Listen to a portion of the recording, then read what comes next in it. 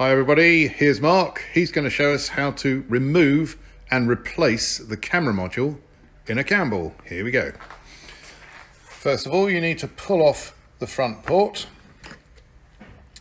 and then you use this, a long Allen key like this, and you insert it under the camera to locate in the Allen key that locks the slide.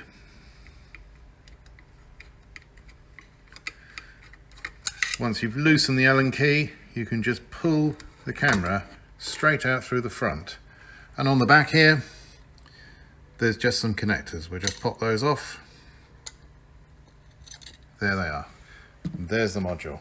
And to replace it is just the reverse, which we will do. Pop the connectors onto there.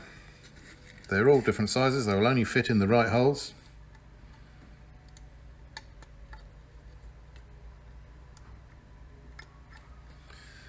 Then slide the camera. You have to line it up. There's a dovetail slide at the bottom. It's sometimes a little bit fiddly. Make sure you don't trap any wires. So the camera's sliding in here, and you have to position it about 3 mil back from the front edge, and that allows the front glass space to go on. Just tighten up the Allen key like that, and pop the front port back on.